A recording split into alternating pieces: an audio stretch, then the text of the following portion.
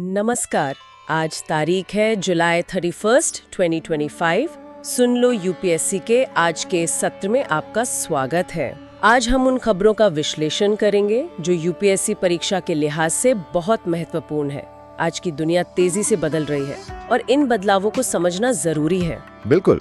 और आज के हमारे पास कई अहम मुद्दे हैं, जैसे अमेरिका ने भारत पर नए टैरिफ लगाए हैं, क्यों? हाँ, और फिर संयुक्त राष्ट्र यानी यूएन की आतंकवाद पर एक रिपोर्ट आई है जिसमें भारत के लिए कुछ अच्छी खबर है। जी।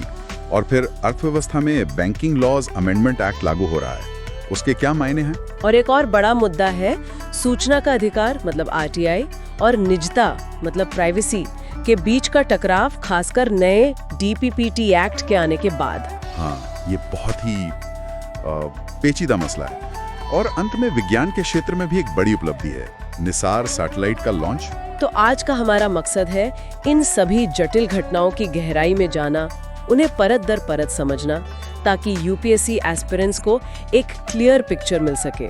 बिल्कुल, क्योंकि ये सिर्फ प्रीलिम्स के लिए फैक्ट्स नहीं हैं, इनकी समझ मेंस के लिए, खासकर GS paper 2 international relations, polity, governance और GS paper 3 economy, science and tech, disaster management, इन सब के लिए बेहद जरूरी है। तो फिर चलिए शुरू करते हैं। सबसे पहले section 1 international relations and global affairs, और इसमें पहला और शायद सबसे चौंकाने वाला मुद्दा अमेरिका का भारत पर टैरिफ लगाना। जी हाँ, खबर यह है कि अमेरिका ने भारत से आने वाले सभी सामानों पर ऑल गुड्स 25% यानी 25% का टैरिफ लगाने की घोषणा की है। 25%? ये तो बहुत ज्यादा है। और सुना है एक अतिरिक्त पेनल्टी टैक्स का भी जिक्र है। बिल्कुल, एक पेनल्टी टैक्स की भी बात है, हालांकि उसकी डिटेल्स अभी उतनी साफ नहीं है, लेकिन ये जो 25% फ्लैट टैरिफ है, ये अपने आप में बहुत बड़ी बात है। लेकिन क्यों? अचानक ऐसा क्या हुआ? क्या ये सिर्फ कोई ट्रेड डिस्प्यूट है, व्यापार घाटे को लेकर? देखिए, सतह पर तो ये ट्रेड इशू लग सकता है, लेकिन यहाँ मामला उससे कहीं ज्यादा गहरा है। अमेरिका ने जो कारण दिए हैं वो सीधे सीधे भू राजनीति मतलब जियो पॉलिटिक्स से जुड़े हैं। अच्छा, क्या कारण बताया उन्होंने? यहीं पर ये मामला काफी संगीन हो जाता है। अमेरिका ने साफ तौर पर कहा है कि ये टैरिफ भारत के रूस के साथ बढ़ते संबंधों की वजह से लगाए जा रहे हैं। रूस के साथ संबंध मतलब? खास तौर पर दो चीजें, एक भारत का रूस से लगातार ऊर्जा यानी ऑयल एंड गैस खरीदना, और दूसरा भारत के रूस के साथ रक्षा सौदे, डिफेंस डील्स। तो ये यूक्रेन युद्ध के बाद जो भारत ने अपनी स्वतंत्र नीति अपनाई थी उसका नतीजा है। बिल्कुल, अमेरिका और पश्चिमी देश चाहते थे कि भारत रूस पर कड़े प्रतिबंध लगाए, तेल खरीदना बंद करे। भारत ने ऐसा नहीं किया, अपने राष्ट्रीय हितों को प्राथमिकता दी। और इसके अलावा भी कोई कारण बताया गया है? हाँ, एक और अहम कारण बताया गया है, भारत की ब्रिक्स सदस्यता और उसमें बढ़ती सक्रियता। ब्रिक्स यानी Brazil, Russia, India, China, south Africa वाला समूह। उससे अमेरिका को क्या दिक्कत है? देखिए, अमेरिका ब्रिक्स को एक तरह से पश्चिमी देशों के वर्चस्व को चुनौती देने वाले गुट के तौर पे देखता है, खासकर जब से इसमें नए सदस्य जुड़े हैं और डी-डॉलराइजेशन जैसी बातें हो रही हैं। तो अमेरिका भारत को एक तरह से सजा दे रहा है अपनी स्वतंत्र विदेश नीति अपनाने के लिए? आप बिल्कुल सही समझ रही हैं। ये जो हो रहा है इसे कहते हैं वेपनाइजेशन ऑफ ट्रेड, यानी व्यापार नीति का एक हथियार की तरह इस्तेमाल करना। वेपनाइजेशन ऑफ ट्रेड, ये टर्म महत्वपूर्ण है जीएस पेपर 2 के लिए। जी हाँ, इसका सीधा मकसद है भारत की स्ट्रैटेजिक ऑटोनॉमी यानी रणनीतिक स्वायत्ता पर दबाव डालना। भारत जो कोशिश कर रहा है कि वो किसी एक गुट में बंधने के बजाय सबके साथ अपने हितों के हिसाब से संबंध रखे, अमेरिका को वो शायद पसंद नहीं आ रहा। लेकिन भारत की अर्थव्यवस्था पर इसका क्या असर पड़ेगा? 25% टैरिफ तो बहुत ज्यादा है। असर तो काफी पड़ेगा, इसमें कोई शक नहीं। भारत का अमेरिका के साथ काफी बड़ा ट्रेड सरप्लस है, मतलब हम अमेरिका को निर्यात ज्यादा करते हैं। हाँ, अमेरिका भारत का सबसे बड़ा ट्रेडिंग पार्टनर भी है शायद। जी, सबसे बड़े पार्टनर्स में से एक है। तो जाहिर है, जब हमारे निर्यात पर इतना भारी टैरिफ लगेगा तो कंपेटिटिवनेस कम होगी, भारतीय सामान अमेरिकी बाजार में महंगा हो जाएगा। किन सेक्टर्स पर ज्यादा असर पड़ सकता है? देखिए, ये ब्लैंकेट टैरिफ है, मतलब सभी सामानों पर, तो असर तो वाइड रेंजिंग होगा। लेकिन हाँ, कुछ सेक्टर्स जैसे textiles, gems and jewellery, engineering goods, pharmaceuticals, agriculture products, इन पर शायद ज्यादा मार पड़े। इससे तो भारत में नौकरियां भी जा सकती हैं, महंगाई भी बढ़ सकती है अगर इम्पोर्टेड कंपोनेंट महंगे हुए। बिल्कुल, इसका असर नौकरियों पर भी पड़ेगा, खासकर एमएसएमई सेक्टर में जो एक्सपोर्ट पर निर्भर हैं। और अगर भारत जवाबी कार्रवाई करता है तो अमेरिकी सामान यहाँ महंगे होंगे, जिससे उपभोक्ताओं पर असर पड़ेगा। तो ये एक तरह का ट्रेड वॉर जैसा माहौल बना सकता है। तो इस दबाव के सामने भारत की प्रतिक्रिया क्या रही है? क्या भारत ने कोई जवाबी कार्रवाई की है? भारत का रिस्पॉन्स अब तक काफी सदा हुआ, मेजर्ड रहा है। देखिए, 2 स्तर पर प्रतिक्रिया हुई है। अच्छा, कैसी? पहला, सार्वजनिक तौर पर, पब्लिकली भारत ने इसका कड़ा विरोध जताया है। जैसे हमारे वाणिज्य मंत्री, कॉमर्स मिनिस्टर ने संसद में बयान दिया, इसे अनुचित और एक तरफा बताया। तो विरोध तो जताना ही था। जी, लेकिन दूसरा स्तर है कूटनीतिक, डिप्लोमेटिक लेवल। यहाँ भारत ने बातचीत के दरवाजे खुले रखे हैं। भारत कह रहा है कि हम अमेरिका के साथ एक न्यायसंगत और पारस्परिक व्यापार समझौता यानी equitable and reciprocal trade agreement के लिए तैयार हैं। तो मतलब भारत टकराव बढ़ाने के मूड में नहीं है। लगता तो यही है। भारत शायद ये दिखाने की कोशिश कर रहा है कि हम दबाव में नहीं आएंगे, अपनी स्ट्रेटेजिक ऑटोनॉमी बनाए रखेंगे, लेकिन साथ ही हम बातचीत से मसला सुलझाने को तैयार हैं। ये एक बहुत ही डेलिकेट बैलेंसिंग एक्ट है। हाँ, ये संतुलन साधना तो मुश्किल होगा। क्या भारत WTO मतलब वर्ल्ड ट्रेड ऑर्गेनाइजेशन में जा सकता है इसके खिलाफ? ये एक विकल्प जरूर है। भारत WTO के डिस्प्यूट सेटलमेंट मैकेनिज्म का इस्तेमाल कर सकता है, लेकिन उसमें समय बहुत लगता है और आजकल WTO खुद भी कई चुनौतियों से जूझ रहा है। सही बात है। और क्या भारत दूसरे बाजारों की तरफ देखेगा, मतलब अमेरिका पर निर्भरता कम करने की कोशिश करेगा? ये तो होना ही चाहिए, और शायद ये टैरिफ इस प्रक्रिया को और तेज कर देंगे। भारत पहले से ही अपने व्यापार भागीदारों को डाइवर्सिफाई करने की कोशिश कर रहा है। फ्री ट्रेड एग्रीमेंट्स FTAs पर जोर दे रहा है, जैसे UAE ऑस्ट्रेलिया के साथ हुए हैं, UK EU के साथ बातचीत चल रही है। हाँ, ये डाइवर्सिफिकेशन तो जरूरी है। तो मतलब अमेरिका का ये कदम शायद भारत को ब्रिक्स और दूसरे गैर पश्चिमी देशों के साथ आर्थिक सहयोग बढ़ाने के लिए और प्रेरित करे, जो शायद अमेरिका के इरादे के बिल्कुल उलट हो। ये एक बहुत दिलचस्प संभावना है। बिल्कुल हो सकता है कि शॉर्ट टर्म में भारत को नुकसान हो, लेकिन लॉन्ग टर्म में ये भारत को अपनी आर्थिक और रणनीतिक निर्भरता कम करने के लिए मजबूर कर दें। एक तरह का अनइंटेंडेड कॉन्सिक्वेंस हो सकता है अमेरिका के लिए। ये पूरा मामला भारत की विदेश नीति और अर्थव्यवस्था के लिए एक बड़ी परीक्षा है। स्ट्रैटेजिक ऑटोनॉमी बनाए रखना और आर्थिक हितों की रक्षा करना, इन दोनों के बीच संतुलन कैसे साधा जाए, यही चुनौती है। बिल्कुल, और ये UPSC एस्पिरेंट्स के लिए एक बहुत ही महत्वपूर्ण केस स्टडी है, समझने के लिए कि कैसे ट्रेड पॉलिसी और जियोपॉलिटिक्स आपस में जुड़े हुए हैं। सही कहा। अच्छा, अब इंटरनेशनल रिलेशंस में ही एक और अहम मुद्दे पर आते हैं। सेक्शन 1.3 संयुक्त राष्ट्र की आतंकवाद पर रिपोर्ट, इसमें भारत के लिए क्या है? हाँ, ये भारत के लिए एक बड़ी कूटनीतिक जीत है, अ सिग्निफिकेंट डिप्लोमैटिक विन। संयुक्त राष्ट्र सुरक्षा परिषद यानी United Nations security council UNSC की एक मॉनिटरिंग टीम है जो आइसिल, दाएश, अल-कायदा और उनसे जुड़े समूहों पर नजर रखती है। जी। इस टीम ने अपनी 36वीं रिपोर्ट जारी की है और इसमें पहली बार for the first time Pakistan स्थित आतंकी समूह द रेजिस्टेंस फ्रंट यानी TRF का नाम लिया गया है। TRF, ये तो कश्मीर में सक्रिय है ना? जी हाँ, और रिपोर्ट में सिर्फ इसका नाम ही नहीं लिया गया, बल्कि इसे स्पष्ट रूप से लश्कर तैयबा LET, जो कि एक प्रतिबंधित आतंकी संगठन है, उससे जोड़ा गया है। अच्छा, ये तो बहुत बड़ी बात है। बिल्कुल। रिपोर्ट में खास तौर पर पहलगाम में हुए हालिया आतंकी हमले का जिक्र करते हुए TRF को LET से लिंक किया गया है। भारत तो ये बात काफी समय से कह रहा था, है ना, कि ये जो नए नाम से संगठन सामने आ रहे हैं कश्मीर में, जैसे TRF, ये असल में पुराने पाकिस्तानी आतंकी समूह जैसे LET या JM के ही प्रॉक्सी हैं, मुखौटे हैं। एकदम सही। भारत लगातार ये कहता रहा है कि पाकिस्तान ने अंतर्राष्ट्रीय दबाव के बाद LET और JM जैसे समूहों पर कुछ कार्रवाई का दिखावा किया, लेकिन असल में उन्हें नए नामों से ऑपरेट करने दिया। TRF उसी रणनीति का हिस्सा है। तो UN की इस रिपोर्ट से भारत के इस दावे की पुष्टि हो गई? जी हाँ, ये भारत के पक्ष, इंडिया स्टैंड का एक तरह से अंतर्राष्ट्रीय सत्यापन है। ये दिखाता है कि भारत जो कह रहा था वो तथ्यों पर आधारित था। इसे भारत की कूटनीतिक जीत क्यों कहा जा रहा है? क्योंकि ये आसानी से नहीं हुआ। पाकिस्तान और उसके सहयोगी देश हमेशा कोशिश करते हैं कि ऐसी रिपोर्ट्स में भारत के खिलाफ आतंकवाद का सीधा लिंक पाकिस्तान से ना जुड़े, लेकिन भारत ने लगातार परसिस्टेंट सबूत आधारित कूटनीति एविडेंस बेस्ड डिप्लोमेसी का इस्तेमाल किया। मतलब भारत ने ठोस सबूत पेश किए होंगे यूएन में। बिल्कुल, भारत ने टीआरएफ की गतिविधियों, उसके एलएटी के साथ संबंधों, पाकिस्तान से मिलने वाली मदद, इन सब के बारे में पुख्ता सबूत यूएन की संबंधित समितियों और सदस्य देशों के सामने रखे। इसी का नतीजा है कि पाकिस्तान के विरोध के बावजूद टीआरएफ का नाम और उसका एलएटी से लिंक रिपोर्ट में शामिल किया गया है। इसका क्या असर पड़ेगा? क्या इससे पाकिस्तान पर दबाव बढ़ेगा? उम्मीद तो यही है। जब यूएन जैसी संस्था की रिपोर्ट में ये बात आती है तो उसकी विश्वसनीयता ज्यादा होती है।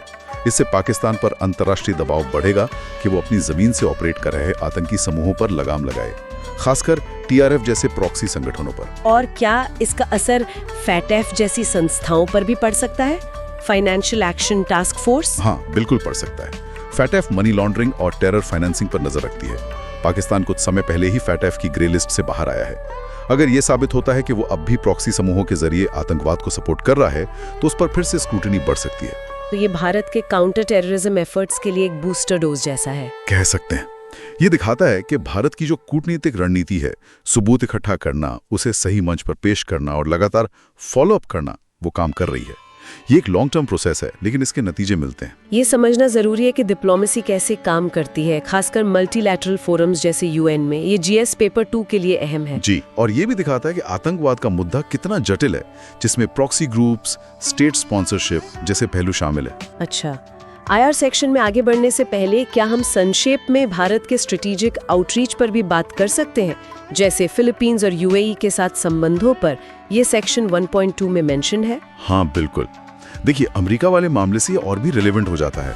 भारत अपनी विदेश नीति में डाइवर्सिफिकेशन पर जोर दे रहा है। फिलीपींस के साथ क्या चल रहा है? फिलीपींस के साथ भारत के रक्षा संबंध, डिफेंस टाइज मजबूत हो रहे हैं। खासकर साउथ चाइना सी में चीन की बढ़ती आक्रामकता के मद्देनजर भारत ने फिलीपींस को ब्राह्मोस मिसाइलें दी हैं और आगे भी रक्षा सहयोग बढ़ने की उम्मीद है। ये भारत की एक्ट ईस्ट पॉलिसी का भी हिस्सा है। और यूएई? यूएई भारत का एक बहुत महत्वपूर्ण स्ट्रेटेजिक पार्टनर बन गया है, खासकर पश्चिम एशिया में।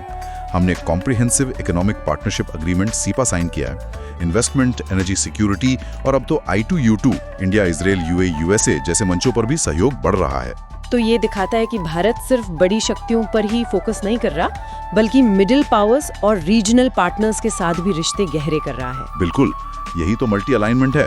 भारत अपनी जरूरत और हितों के हिसाब से अलग अलग देशों के साथ साझेदारी कर रहा है। फिलीपींस के साथ रक्षा और समुद्री सुरक्षा पर फोकस है, यूएई के साथ अर्थव्यवस्था और कनेक्टिविटी पर। यह भारत की विदेश नीति को ज्यादा लचीलापन, फ्लेक्सिबिलिटी देता है। और ये अमेरिका जैसे देशों को भी एक संदेश देता है कि भारत के पास ऑप्शंस हैं। हाँ, एक तरह से ये भारत की बार्गेनिंग पावर भी बढ़ाता है। ठीक है। आईआर सेक्शन में एक और छोटा सा पॉइंट है, सेक्शन 1.4, इजराइल पैलेस्टीन पर भारत का रुख। क्या इसमें कोई बदलाव आया है? देखिए, भारत का रुख ट्रेडिशनली संतुलित रहा है। हम इजराइल के साथ अपने स्ट्रेटेजिक और डिफेंस टाइल्स को मजबूत कर रहे हैं, लेकिन साथ ही हम पैलेस्टीनियन कॉज का भी समर्थन करते हैं और 2 स्टेट सोल्यूशन की बात करते हैं। तो क्या अभी भी वही स्टैंड है? मोटे तौर पर हाँ। भारत ने हाल के वर्षों में इजराइल के साथ संबंध काफी गहरे किए हैं, लेकिन पैलेस्टीन को लेकर अपनी ऐतिहासिक स्थिति को पूरी तरह छोड़ा नहीं है। हाँ, ये जरूर है कि अब भारत ज्यादा व्यावहारिक, प्रैग्मैटिक अप्रोच अपना रहा है, जिसे डी-हाइफनेशन कहा जाता है, यानी इजराइल और पैलेस्टीन के साथ अपने रिश्तों को अलग अलग देखना। ठीक है, तो ये था हमारा सेक्शन 1 इंटरनेशनल रिलेशंस। इसमें हमने US tariffs, UN report on terror, strategic outreach और इजराइल पैलेस्टाइन पर भारत के रुख को समझा। जी, और ये सभी मुद्दे आपस में जुड़े हुए हैं और भारत की विदेश नीति की जटिलताओं को दर्शाते हैं। बिल्कुल। अब हम आगे बढ़ते हैं सेक्शन 2 इकोनॉमी, अर्थव्यवस्था की ओर। जीएस पेपर 3 का महत्वपूर्ण हिस्सा। इसमें सबसे पहले बात करते हैं बैंकिंग लॉज अमेंडमेंट एक्ट 2025 की। ये अगस्त 1 से लागू हो रहा है। इसकी जरूरत क्यों पड़ी? हाँ, ये एक महत्वपूर्ण लेजिस्लेटिव चेंज है। देखिए, पिछले कुछ सालों में भारतीय बैंकिंग सेक्टर ने कई चुनौतियां देखी हैं। एनपीएस का बढ़ना, कुछ बैंकों में गवर्नेंस के मुद्दे, कुछ कोऑपरेटिव बैंकों का फेल होना। हाँ, पीएमसी बैंक जैसा मामला याद आता है। बिल्कुल। तो इन सब घटनाओं ने बैंकिंग सिस्टम में सुधार की जरूरत को उजागर किया। ये जो नया बैंकिंग लॉज अमेंडमेंट एक्ट 2025 है, ये उन्हीं सुधारों की दिशा में एक कदम है। तो इसके मुख्य उद्देश्य क्या है? What are the key points? Section 2.1.2। इसके कई की ऑब्जेक्टिव्स हैं। पहला और सबसे महत्वपूर्ण है बैंकिंग क्षेत्र में गवर्नेंस यानी शासन प्रणाली को सुधारना। इसमें बैंकों के बोर्ड की भूमिका, डायरेक्टर्स की नियुक्ति, उनकी जवाबदेही, इन सब पर ध्यान दिया गया है। अच्छा, और दूसरा बड़ा उद्देश्य है जमाकर्ताओं डिपॉजिटर्स के हितों का संरक्षण बढ़ाना। जैसे पीएमसी बैंक मामले में हुआ, डिपॉजिटर्स का पैसा फंस गया था। तो एक्ट में ऐसे प्रावधान है जिससे डिपॉजिटर्स का विश्वास बना रहे और उनका पैसा सुरक्षित रहे। शायद deposit insurance and credit guarantee corporation DIGC के कवर को और प्रभावी बनाने की बात हो। ये तो बहुत जरूरी है। आम आदमी का भरोसा तो इसी से बनता है। जी। तीसरा अहम पहलू है सहकारी बैंकों, कोऑपरेटिव बैंक्स पर reserve bank of India RBI की निगरानी को मजबूत करना। पहले कोऑपरेटिव बैंक्स पर राज्य सरकारों और RBI दोनों का कंट्रोल होता था, जिससे रेगुलेशन में दिक्कतें आती थी। हाँ, ड्यूल रेगुलेशन की समस्या थी, बिल्कुल। इस एक्ट के जरिए RBI को कोऑपरेटिव बैंक्स के ऊपर ज्यादा रेगुलेटरी पावर दी गई है, ताकि उन्हें बेहतर तरीके से सुपरवाइज किया जा सके और समय रहते गड़बड़ियों को रोका जा सके। तो क्या अब कोऑपरेटिव बैंक्स भी कमर्शियल बैंक्स की तरह ही RBI के दायरे में आ जाएंगे? पूरी तरह से तो नहीं, क्योंकि उनका कोऑपरेटिव ढांचा बना रहेगा, लेकिन हाँ, रेगुलेशन और सुपरविजन के मामले में RBI की भूमिका काफी बढ़ जाएगी। इसके अलावा और कोई खास बात इस एक्ट में? हाँ, एक और उद्देश्य है बैंकिंग सेक्टर को जोखिम मुक्त करना, जिसे कहते हैं डी-रिस्किंग। मतलब ऐसे कदम उठाना जिससे बैंकों के फेल होने का खतरा कम हो, और अगर कोई बैंक मुश्किल में फंस भी जाए तो उसका असर पूरे सिस्टम पर न पड़े। इसमें रेजोल्यूशन मैकेनिज्म्स को बेहतर बनाने पर भी फोकस हो सकता है। तो कुल मिलाकर ये एक्ट बैंकिंग सिस्टम को ज्यादा स्थिर, मजबूत और भरोसेमंद बनाने की कोशिश है। जी हाँ, ये इसका लक्ष्य है। Better governance, depositor protection, stronger RBI oversight और overall derisking of the sector. ये अर्थव्यवस्था की सेहत के लिए तो अच्छा कदम लगता है। बिल्कुल। एक मजबूत बैंकिंग सेक्टर किसी भी अर्थव्यवस्था की रीढ़ होता है। ठीक है, अब इकोनॉमी सेक्शन में अगले टॉपिक पर चलते हैं। Section 2.2 new SNA standards. SNA मतलब सिस्टम ऑफ नेशनल अकाउंट्स। ये क्या चीज है और इसमें नए स्टैंडर्ड्स की जरूरत क्यों पड़ी? हाँ, SNA यानी सिस्टम ऑफ नेशनल अकाउंट्स, ये एक तरह का अंतर्राष्ट्रीय फ्रेमवर्क है जिसका इस्तेमाल देश अपनी अर्थव्यवस्था को नापने के लिए करते हैं। जैसे हम GDP, gross domestic product calculate करते हैं या नेशनल इनकम निकालते हैं, वो सब इसी SNA फ्रेमवर्क के आधार पर होता है। अच्छा, तो ये एक तरह से इकोनॉमी को नापने का पैमाना है? बिल्कुल, और ये पैमाना समय समय पर अपडेट होता रहता है, ताकि अर्थव्यवस्था में जो नए बदलाव आ रहे हैं उन्हें सही तरीके से कैप्चर किया जा सके। जैसे डिजिटाइजेशन का बढ़ना, ग्लोबलाइजेशन, एनवायरनमेंट से जुड़े मुद्दे, ये सब पुरानी SNA में ठीक से रिफ्लेक्ट नहीं होते थे। तो अब नया SNA आ गया है? जी, यूनाइटेड नेशंस स्टैटिस्टिकल कमीशन ने हाल ही में SNA के नए स्टैंडर्ड्स अडॉप्ट किए हैं। इनका मकसद है नेशनल अकाउंट्स को ज्यादा रेलेवेंट, कॉम्प्रिहेंसिव और इंटरनेशनली कंपेरेबल बनाना। इसके मुख्य फीचर्स क्या है? What's new in it? Section 2.2.2 इसमें कई नई चीजें हैं, जैसे डिजिटाइजेशन और डेटा इकोनॉमी को कैसे मापा जाए, इस पर ज्यादा ध्यान दिया गया है। ग्लोबल वैल्यू चेन्स के असर को कैसे कैप्चर किया जाए। और पर्यावरण, एनवायरनमेंट का कुछ है? हाँ, ये एक बहुत महत्वपूर्ण पहलू है। नए SNA में कोशिश की गई है कि इकोनॉमिक एक्टिविटी के एनवायरमेंटल इम्पैक्ट को भी अकाउंटिंग में शामिल किया जाए। इसे एनवायरमेंटल इकोनॉमिक अकाउंटिंग कहते हैं। मतलब GDP बढ़ रही है, लेकिन क्या वो एनवायरनमेंट की कीमत पर बढ़ रही है? इसको मापने की कोशिश है। ये तो बहुत जरूरी है, सस्टेनेबल डेवलपमेंट गोल्स SDGs के लिहाज से भी। बिल्कुल। इसके अलावा वेल बीइंग और डिस्ट्रीब्यूशनल एस्पेक्ट्स पर भी ज्यादा फोकस है। मतलब सिर्फ ये नहीं देखना कि GDP कितनी बढ़ी, बल्कि ये भी देखना कि उसका फायदा लोगों तक कैसे पहुंच रहा है, असमानता कम हो रही है या नहीं।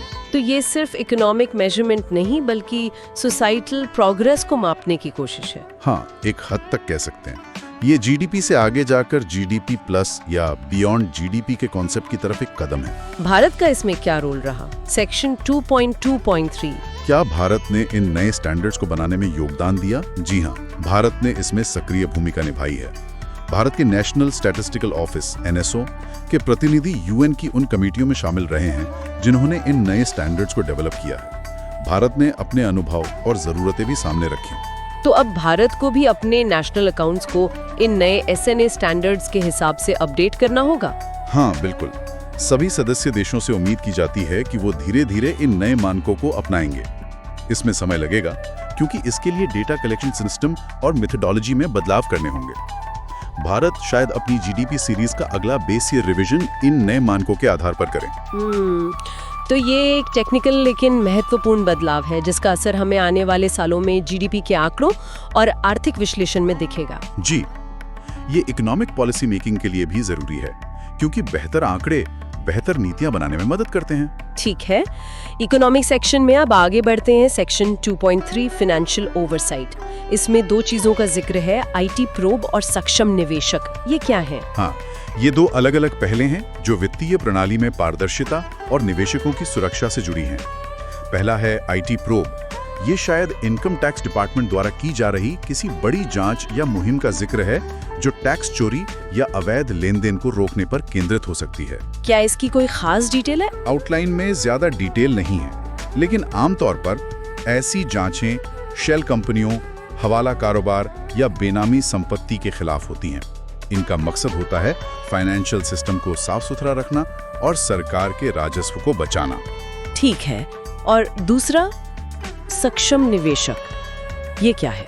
सक्षम निवेशक, ये नाम से ही लग रहा है कि ये इन्वेस्टर्स को एम्पावर करने, उन्हें सक्षम बनाने से जुड़ा कोई इनिशिएटिव है। हाँ, शायद investor education and protection fund authority या SEBI, securities and exchange board of India का कोई प्रोग्राम हो। बिल्कुल संभव है। इसका उद्देश्य हो सकता है निवेशकों को वित्तीय बाजारों के बारे में शिक्षित करना, उन्हें उनके अधिकारों के बारे में बताना और उन्हें धोखाधड़ी से बचाना। आजकल जिस तरह से रिटेल इन्वेस्टर्स बाजार में आ रहे हैं, खासकर युवा, उनके लिए ऐसी पहलें बहुत जरूरी हैं। तो ये फाइनेंशियल ओवरसाइट के तहत दो अलग अलग चीजें हैं। एक तरफ एनफोर्समेंट, आईटी प्रोब, और दूसरी तरफ एजुकेशन एंड प्रोटेक्शन, सक्षम निवेशक। जी हाँ, ये दोनों ही एक स्वस्थ वित्तीय पारिस्थितिकी तंत्र, अ हेल्दी फाइनेंशियल इकोसिस्टम के लिए जरूरी हैं। सही बात है। तो ये था हमारा सेक्शन 2 इकोनॉमी।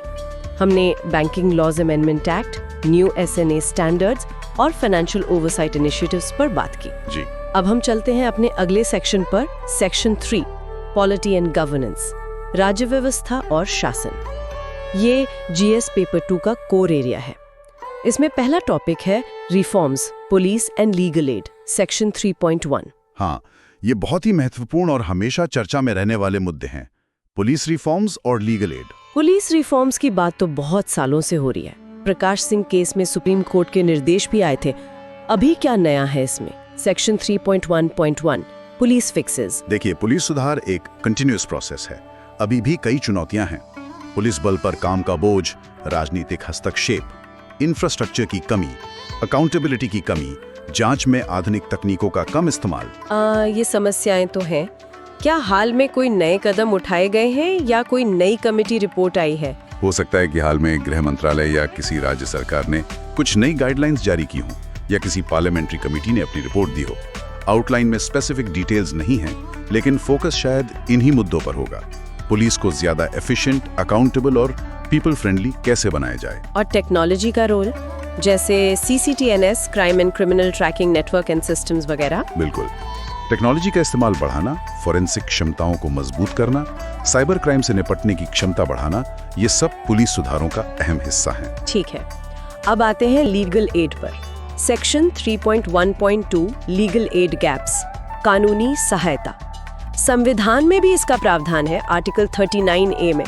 तो इसमें क्या गैप्स हैं? हाँ, आर्टिकल 39A कहता है कि स्टेट ये सुनिश्चित करेगा कि legal system promotes justice on a basis of equal opportunity और फ्री लीगल एड मुहैया कराएगा ताकि कोई भी नागरिक न्याय से वंचित ना रह जाए। इसके लिए लीगल सर्विसेज अथॉरिटीज एक्ट 1987 भी है, जिसके तहत NLSA, सालसा, डालसा बने हैं। हाँ, नेशनल, स्टेट और डिस्ट्रिक्ट लीगल सर्विसेज अथॉरिटीज। जी, लेकिन जमीनी हकीकत ये है कि अभी भी बहुत सारे जरूरतमंद लोगों तक मुफ्त कानूनी सहायता नहीं पहुंच पाती है। कई गैप्स हैं। जैसे कि पहला तो अवेयरनेस की कमी, लोगों को पता ही नहीं होता कि उन्हें मुफ्त कानूनी मदद मिल सकती है। दूसरा, क्वालिटी ऑफ लीगल एड, जो वकील पैनल पर होते हैं उनकी गुणवत्ता और प्रतिबद्धता पर सवाल उठते हैं, उन्हें रेम्यूनरेशन भी कम मिलता है। दूसरा, पहुंच, एक्सेसिबिलिटी, दूर दराज के इलाकों में या हाशिए पर रहने वाले समुदायों तक लीगल एड पहुंचाना एक चुनौती है। चौथा, लीगल एड सिर्फ कोर्ट केस तक सीमित नहीं होनी चाहिए, बल्कि सलाह, मीडिएशन और कानूनी साक्षरता भी इसका हिस्सा होना चाहिए, जिसमें कमी दिखती है। और इसमें डिलीवरी इश्यूज भी हैं, मतलब सिस्टम में ही कुछ दिक्कतें हैं। हाँ बिल्कुल, लीगल एड अथॉरिटीज के पास अक्सर पर्याप्त फंड्स और स्टाफ की कमी होती है। पैरालीगल वॉलंटियर्स का नेटवर्क उतना मजबूत नहीं है। टेक्नोलॉजी का इस्तेमाल अभी भी सीमित है और जुडिशरी के साथ कोऑर्डिनेशन में भी सुधार की गुंजाइश है। तो मतलब कानून और संस्थाएं तो हैं, लेकिन उनका इम्प्लीमेंटेशन और डिलीवरी प्रभावी नहीं है। काफी हद तक यही समस्या है। इसे सुधारने के लिए सिस्टेमिक चेंजेस की जरूरत है। ज्यादा फंड्स, बेहतर ट्रेनिंग, टेक्नोलॉजी का इस्तेमाल और सबसे जरूरी एक प्रोएक्टिव अप्रोच। ये पुलिस सुधार और लीगल एड दोनों ही एक्सेस टू जस्टिस से जुड़े मुद्दे हैं, बहुत महत्वपूर्ण। बिल्कुल, ये गुड गवर्नेंस के एसेंशियल पिलर्स हैं। चलिए अब पॉलिटी एंड गवर्नेंस में अगले बड़े मुद्दे पर आते हैं, जिस पर आजकल काफी बहस चल रही है। सेक्शन 3.2 आरटीआई बनाम प्राइवेसी, सूचना का अधिकार बनाम निजता का अधिकार, खासकर digital personal data protection DPDP act 2023 के आने के बाद। जी हाँ, ये एक बहुत ही नाजुक संतुलन का मामला है। राइट टू इंफॉर्मेशन आरटीआई और राइट टू प्राइवेसी निजता का अधिकार, दोनों ही महत्वपूर्ण अधिकार हैं। पहले समझते हैं कि डीपीडीपी एक्ट ने आरटीआई एक्ट को कैसे प्रभावित किया है। Section 3.2.1 DPDP impact. देखिए, डीपीडीपी एक्ट 2023 का मुख्य उद्देश्य तो नागरिकों के पर्सनल डेटा को प्रोटेक्ट करना है, लेकिन इसने आरटीआई एक्ट 2005 की एक महत्वपूर्ण धारा सेक्शन 81J, सेक्शन 8(1)J में संशोधन कर दिया है। सेक्शन 8.1.J ये क्या कहता था पहले? सेक्शन 81J पहले ये कहता था कि ऐसी पर्सनल इंफॉर्मेशन जिसका किसी पब्लिक एक्टिविटी या इंटरेस्ट से कोई संबंध न हो या जिसके डिस्क्लोजर से किसी व्यक्ति की प्राइवेसी का अनवारंटेड इन्वेजन होता हो, उसे देने से मना किया जा सकता है। ठीक है, मतलब पर्सनल जानकारी रोकी जा सकती थी, पर दो शर्तें थीं। पब्लिक इंटरेस्ट से संबंध न हो या निजता का अनुचित हनन हो। हाँ, और इसमें एक बहुत महत्वपूर्ण प्रोवाइजो भी था। वो ये कहता था कि अगर लार्जर पब्लिक इंटरेस्ट में जानकारी देना जरूरी है तो उसे दिया जा सकता है। इसे पब्लिक इंटरेस्ट ओवरराइड कहते थे, मतलब जनहित सबसे ऊपर था। अच्छा, और अब डीपीडीपी एक्ट के बाद क्या बदल गया है? Section 3.22 changes. डीपीडीपी एक्ट ने आरटीआई एक्ट के सेक्शन 81J से उस प्रोवाइजो को हटा दिया है जो पब्लिक इंटरेस्ट ओवरराइड की बात करता था, और वर्डिंग को भी बदल दिया है। अब ये कहता है कि information which relates to personal information को छूट दी गई है। Information which relates to personal information, ये तो बहुत व्यापक लगता है। मतलब कोई भी जानकारी जो किसी व्यक्ति से जुड़ी हो। हाँ, यही चिंता का विषय है। आलोचकों का कहना है कि नई वर्डिंग बहुत वेग और ब्रॉड है, और सबसे बड़ी बात, पब्लिक इंटरेस्ट टेस्ट को हटा दिया गया है। अब ये नहीं देखा जाएगा कि जानकारी देना जनहित में है या नहीं। अगर वो पर्सनल इंफॉर्मेशन से रिलेट करती है तो उसे रोका जा सकता है। अरे, तो इसका मतलब क्या हुआ? क्या अब सरकारी अधिकारियों या किसी भी व्यक्ति से जुड़ी कोई भी जानकारी आरटीआई के तहत नहीं मिलेगी? जैसे उनकी संपत्ति का ब्यौरा या कोई अनुशासनात्मक कार्रवाई की जानकारी। यहीं पर चिंता जताई जा रही है। आलोचकों का तर्क है कि इस बदलाव से पारदर्शिता, ट्रांसपेरेंसी और जवाबदेही, अकाउंटेबिलिटी पर बहुत बुरा असर पड़ेगा। सरकारी कामकाज में भ्रष्टाचार या गड़बड़ियों को उजागर करना मुश्किल हो जाएगा, क्योंकि अक्सर ऐसी जानकारी किसी न किसी व्यक्ति की पर्सनल इंफॉर्मेशन से जुड़ी होती है। लेकिन सरकार का क्या कहना है? उन्होंने ये बदलाव क्यों किया? सरकार का तर्क है कि ये बदलाव डीपीडीपी एक्ट के अनुरूप लाने के लिए जरूरी था, ताकि लोगों की निजता की रक्षा हो सके। उनका कहना है कि राइट टू प्राइवेसी भी एक फंडामेंटल राइट है, जैसा कि सुप्रीम कोर्ट ने पुत्तस्वामी जजमेंट में कहा था, और उसे प्रोटेक्ट करना जरूरी है। तो ये मामला राइट टू इंफॉर्मेशन और राइट टू प्राइवेसी के बीच टकराव का है। Section 3.2.3 rights clash. बिल्कुल, ये क्लासिक क्लैश है। एक तरफ पारदर्शिता और जानने का अधिकार है, जो लोकतंत्र के लिए जरूरी है। दूसरी तरफ व्यक्ति की निजता का अधिकार है, जो उसकी गरिमा के लिए जरूरी है। तो संतुलन कैसे बनेगा? क्या कोई रास्ता है? संतुलन बनाना बहुत मुश्किल है। पहले वाला सेक्शन 81J शायद एक बेहतर संतुलन बनाने की कोशिश करता था, जहां पब्लिक इंटरेस्ट को प्राथमिकता दी गई थी। अब वो प्राथमिकता हट गई है। हो सकता है कि ये मामला फिर से अदालतों में जाए और सुप्रीम कोर्ट को तय करना पड़े कि इन दोनों अधिकारों के बीच सही संतुलन क्या है। ये देखना होगा कि इसका जमीनी स्तर पर क्या असर पड़ता है। क्या सच में जानकारी रुकने लगती है या नहीं? ये गवर्नेंस के लिहाज से एक बहुत बड़ा मुद्दा है और यूपीएससी एस्पिरेंट्स को इसके दोनों पक्षों को समझना चाहिए, पारदर्शिता की जरूरत भी और निजता की जरूरत भी। सही है। चलिए पॉलिटी एंड गवर्नेंस सेक्शन में आगे बढ़ते हैं। Section 3.3 legal updates. इसमें 2 केस का जिक्र है, मालेगांव प्रोब और रोहिंग्या केस। इनमें क्या अपडेट है? मालेगांव प्रोब का जिक्र शायद 2008 के मालेगांव बम धमाकों की जांच से जुड़ा हो सकता है। ये केस काफी लंबा चला है और इसमें कई उतार चढ़ाव आए हैं। हो सकता है कि हाल में एनआईए कोर्ट या सुप्रीम कोर्ट में कोई सुनवाई हुई हो या कोई नया डेवलपमेंट हुआ हो। बिना स्पेसिफिक अपडेट के कहना मुश्किल है, पर यह केस अक्सर जुडिशियल प्रोसेस, टेररिज्म इन्वेस्टिगेशन और कभी-कभी राजनीतिक आरोपों के संदर्भ में चर्चा में रहता है। ठीक है। और रोहिंग्या केस? रोहिंग्या मामला म्यांमार से भागे रोहिंग्या शरणार्थियों के भारत में स्टेटस से जुड़ा है। भारत सरकार उन्हें अवैध प्रवासी मानती है और उन्हें वापस भेजना चाहती है, जबकि मानवाधिकार संगठन और कुछ याचिकाकर्ता उन्हें शरणार्थी का दर्जा देने और उन्हें वापस न भेजने की मांग कर रहे हैं। ये मामला सुप्रीम कोर्ट में चल रहा है। तो इसमें क्या अपडेट हो सकता है? हो सकता है सुप्रीम कोर्ट ने कोई अंतरिम आदेश दिया हो, या सरकार ने कोई नया हलफनामा दायर किया हो, या अंतर्राष्ट्रीय स्तर पर UNHCR जैसी संस्थाओं का कोई बयान आया हो। ये मुद्दा भारत की शरणार्थी नीति, रिफ्यूजी पॉलिसी, राष्ट्रीय सुरक्षा, नेशनल सिक्योरिटी और मानवाधिकारों, ह्यूमन राइट्स के बीच के तनाव को दिखाता है।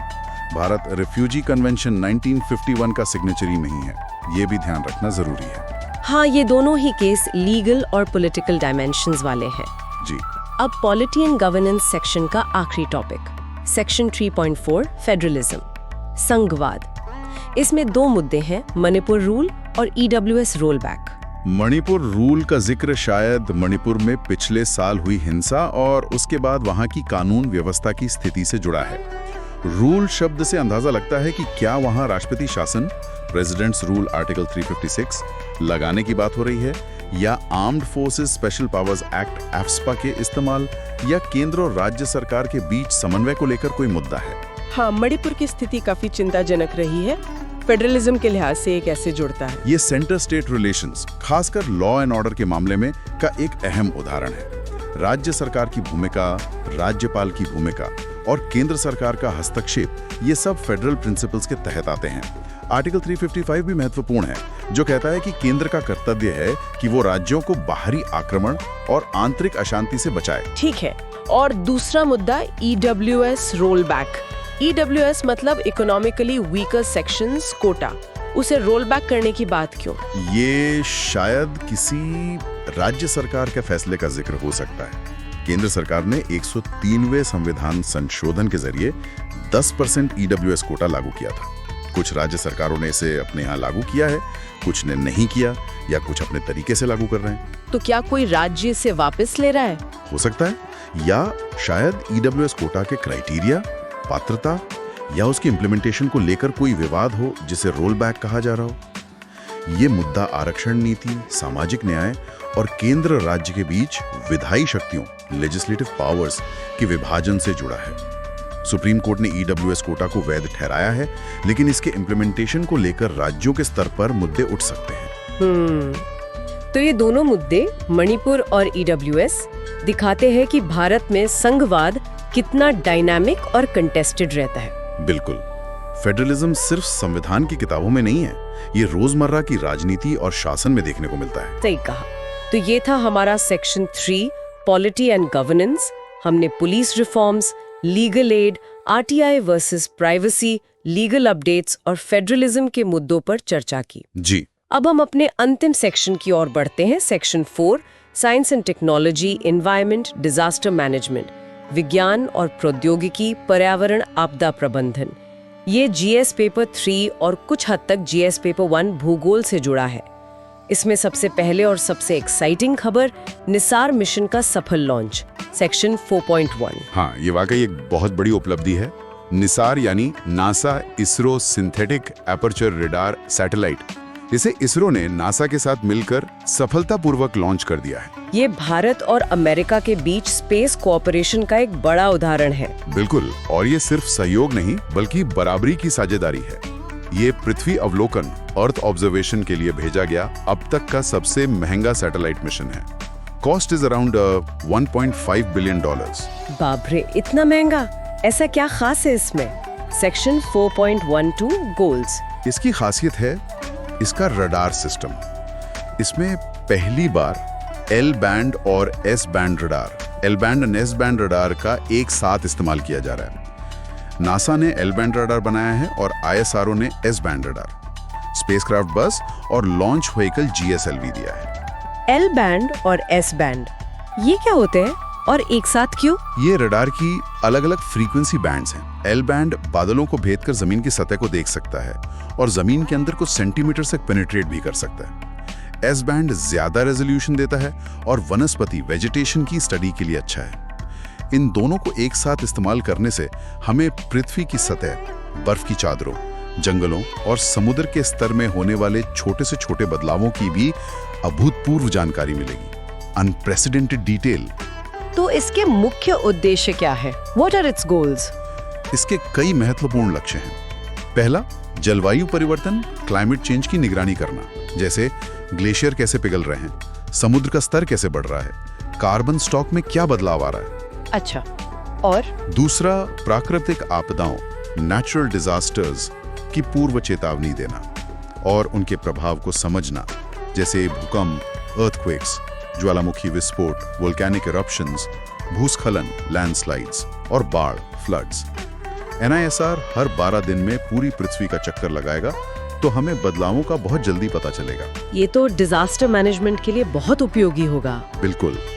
तीसरा, संसाधनों का बेहतर प्रबंधन, रिसोर्स मैनेजमेंट, जैसे खेती की निगरानी, पानी के स्रोत ढूंढना, जंगलों की कटाई पर नजर रखना। तो ये एक मल्टीपर्पज सैटेलाइट है जिसके बहुत सारे एप्लीकेशंस हैं। जी हाँ, ये अगले कम से कम 3 सालों तक डेटा भेजेगा और हमें अपनी पृथ्वी को समझने में एक नई दृष्टि देगा। और ये भारत अमेरिका के बीच हाई टेक्नोलॉजी में सहयोग का प्रतीक भी है। Section 4.13 tech role. हाँ, ये दिखाता है कि भारत अब स्पेस टेक्नोलॉजी में अमेरिका के साथ कंधे से कंधा मिलाकर काम कर रहा है। ये सिर्फ रिसीवर एंड पर नहीं है, बल्कि टेक्नोलॉजी डेवलपमेंट में बराबर का भागीदार है। ये भारत की बढ़ती स्पेस क्षमताओं का प्रमाण है। वाकई गर्व की बात है। ISRO और नासा दोनों को बधाई। बिल्कुल। अच्छा, सेक्शन 4 में अगला पॉइंट है पैसिफिक रिंग अलर्ट्स। सेक्शन 4.2, ये पैसिफिक रिंग ऑफ फायर की बात हो रही है। जी हाँ, पैसिफिक रिंग ऑफ फायर वो क्षेत्र है प्रशांत महासागर के चारों ओर जहां दुनिया के सबसे ज्यादा भूकंप और ज्वालामुखी आते हैं। अलर्ट्स का जिक्र शायद हाल में इस क्षेत्र में बढ़ी हुई सीज्मिक या वोल्केनिक एक्टिविटी की तरफ इशारा कर रहा है। क्या कोई बड़ा भूकंप या ज्वालामुखी विस्फोट हुआ है? आउटलाइन में डिटेल नहीं है, पर हो सकता है कि कोई चेतावनी जारी की गई हो या कोई छोटी मोटी घटना हुई हो जो एक बड़े खतरे का संकेत हो सकती है। ये डिजास्टर मैनेजमेंट के नजरिए से महत्वपूर्ण है क्योंकि इस क्षेत्र की घटनाओं का असर सुनामी के रूप में दूर तक हो सकता है। हाँ, इंडियन ओशन सुनामी 2004 भी तो इसी तरह की घटना का नतीजा था। जी, इसलिए इस क्षेत्र पर नजर रखना जरूरी है। भारत का अपना सुनामी अर्ली वार्निंग सिस्टम भी है जो INCOS हैदराबाद से ऑपरेट होता है। ठीक है। और सेक्शन 4 का आखिरी पॉइंट है मैंग्रोव पुश। सेक्शन 4.3, मैंग्रोव वनों को बढ़ावा देने की बात। हाँ, मैंग्रोव बहुत ही महत्वपूर्ण इकोसिस्टम है। ये तटीय इलाकों को कटाव से बचाते हैं, तूफानों और सुनामी के असर को कम करते हैं, कार्बन सोखते हैं और बहुत सारी समुद्री प्रजातियों के लिए नर्सरी का काम करते हैं। भारत में सुंदरबन जैसे बड़े मैंग्रोव क्षेत्र हैं। जी, और भारत सरकार पिछले कुछ समय से मैंग्रोव संरक्षण और वृक्षारोपण पर काफी जोर दे रही है। MISHTI, mangrove initiative for shoreline habitats and tangible incomes जैसी योजनाएं शुरू की गई हैं। तो मैंग्रोव पुश का मतलब शायद इन्हीं प्रयासों को और तेज करने या किसी नई पहल से हो सकता है। हाँ बिल्कुल, ये क्लाइमेट चेंज एडेप्टेशन और बायोडाइवर्सिटी कंजर्वेशन दोनों के लिए जरूरी है। एनवायरनमेंट सेक्शन के लिए ये एक अहम टॉपिक है। सही है। तो ये था हमारा सेक्शन 4 जिसमें हमने Nisar mission, Pacific ring of fire alerts और मैंग्रोव पुश पर बात की। जी। तो आज हमने काफी विस्तार से कई महत्वपूर्ण मुद्दों पर चर्चा की।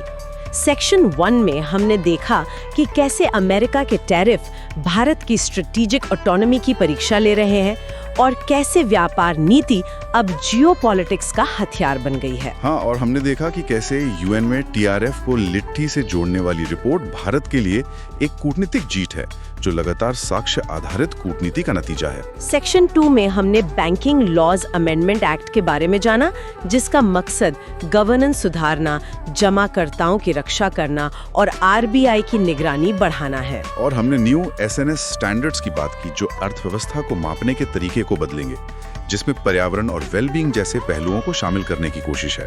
सेक्शन 3 में हमने पुलिस रिफॉर्म्स और लीगल एड गैप्स की चुनौतियों को समझा और आरटीआई बनाम प्राइवेसी के जटिल मुद्दे पर बात की, खासकर डीपीडीपी एक्ट के बाद सेक्शन 8(1)J में हुए बदलावों पर। जी, और हमने फेडरलिज्म के कॉन्टेक्स्ट में मणिपुर और ईडब्ल्यूएस कोटा से जुड़े हालिया डेवलपमेंट्स पर भी नजर डाली। और अंत में सेक्शन 4 में हमने निसार मिशन की शानदार सफलता और उसके महत्व को समझा, साथ ही पैसिफिक रिंग ऑफ फायर और मैंग्रोव संरक्षण की अहमियत पर भी बात की। बिल्कुल, ये सभी मुद्दे दिखाते हैं कि यूपीएससी की तैयारी करने वालों को कितनी मल्टी डायमेंशनल समझ विकसित करने की जरूरत है।